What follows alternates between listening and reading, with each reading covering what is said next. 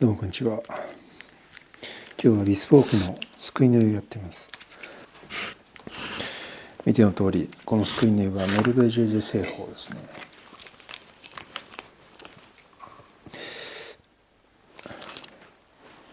ノルベジェゼ製法の注文そんなにやっぱ多くないですね。見た目も独特ですし、手間がかかる分アップチャージもかかるので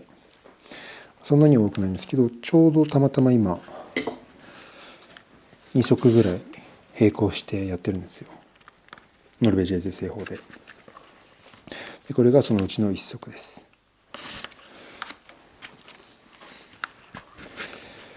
ビスポークサンプルでイノシシ側のノルベジェゼ製法の靴を作ってあるんですけど、それを見て気に入ってくれた方がいらっしゃって、結構そのデザインに近いもので注文いただきました。キャメルのイノシシ側を使ってノルベジェゼ製法のエプロンダービーを作ってます。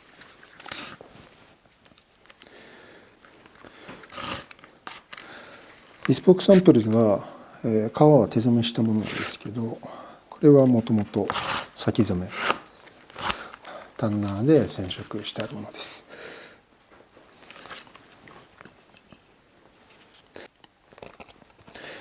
僕はノルベジェゼ製法すごく好きなので、こういうかなり手間がかかるんですけど、こういう靴が作れるのは楽しいですね。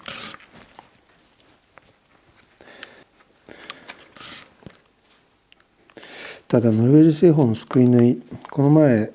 ナンバーズコレクションのバッファローズエプロンもノルベジェ製法でやってたんですけど、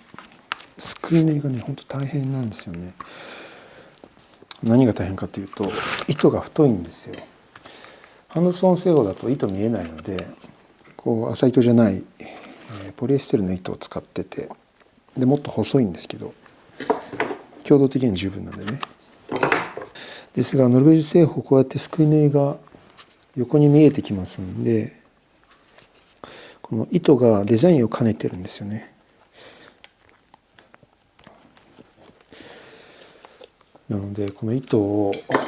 これもそのデザイン次第なんですけど、今回は糸を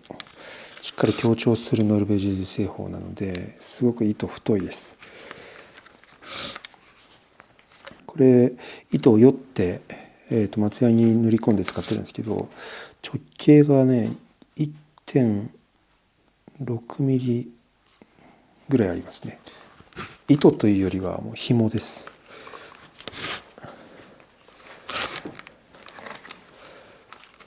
これが中底に穴を開けて縫うんですけども、糸が太くて、しかも松ヤニでこう粘着ちょっとベタベタしてるんで、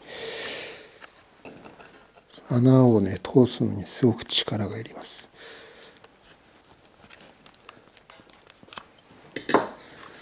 で今回糸は普段こう出し縫いで使う麻糸なんですけど、これすごくいいんですよ。基本的にはこれを使ってるんですけど、白いんですよね。ちょっと白すぎる。松ヤニを塗り込むとこの白さはこの松ヤニの色で黄色っぽくなるんですよ。ちょっと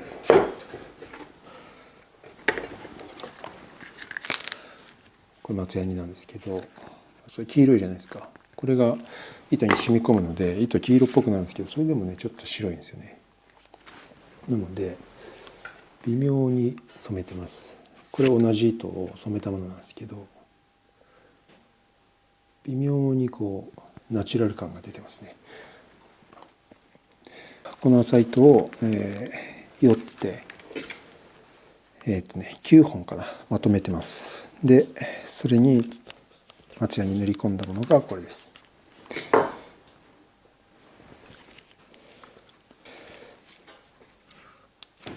ノルベジェーゼの糸はその糸目もそうだし、この糸の色合い、質感、デザインの一部なので、その糸のより本数とか糸の色で結構印象変わりますね。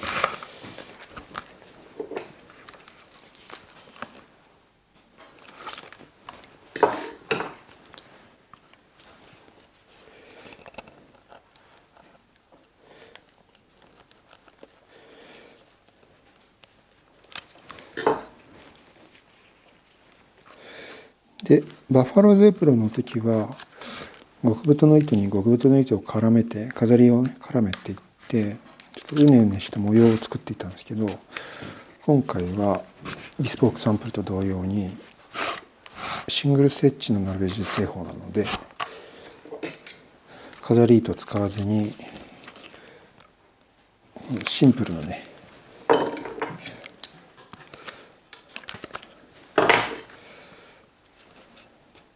このストレートな縫い目だけのノルベージェーゼです。飾り糸の役割っていうのは多分僕は2つあると思うんですけど、一つが縫い目を隠すというか、そのチェーンステッチとかを入れることによってそっちに気がいって多少このストレートな縫い目がブレてても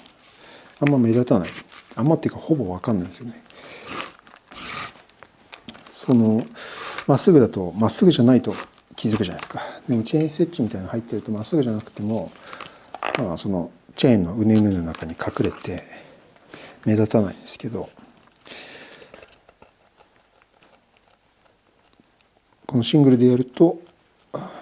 まっすぐじゃないとすぐ分かっちゃうという、それを悪く言うとごまかすためのチェーンステッチ。もう一つ多分そのもともと由来がどうだか分かんないんですけど、その糸と糸の間にもう一個糸を絡めることでその中底からアッパーに穴を開けるんですけど、それの穴をこう隠すというか、ノルベージ製法ってその防水性とかを考えたような製法らしいので、そう穴を飾り糸でみちっと糸で隠してしまうことによってその防水性をより高めるみたいなのもあるのかなみたいなね。昔の話ですよね。ノルベージ製法だからといって別に全然水が染み込んでこないとかじゃないので、昔はそっちの方がマシだったということかもしれないですね。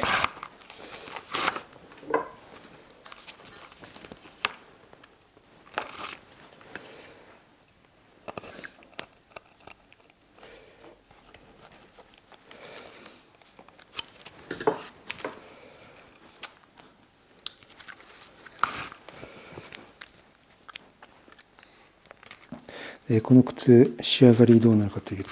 めちゃくちゃ面白い、僕もやったことがない製法というか工程を踏むので、どんな感じになるか僕もまだ分かってません。分かってないというか想像はしてるんですけど見たことはないです。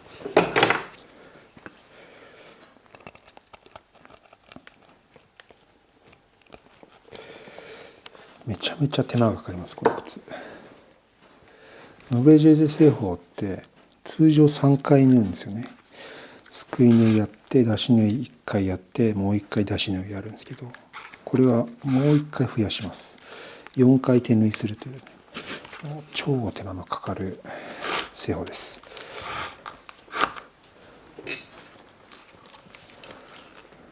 またこれをね作り進めていって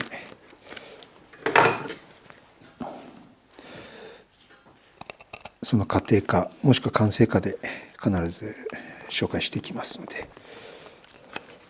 ぜひ今後もチェックお願いします。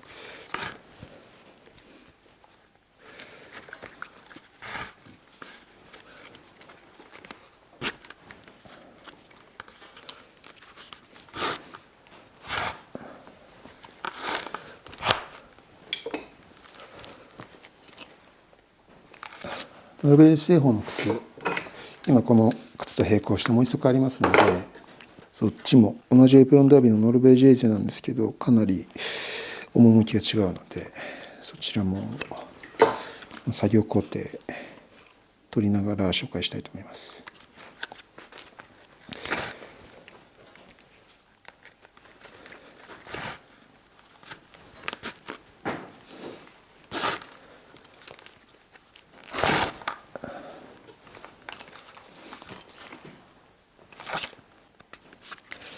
こんな感じで、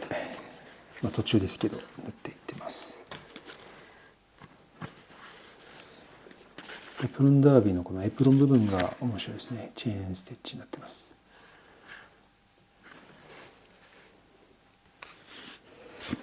ということで今日はこの辺で。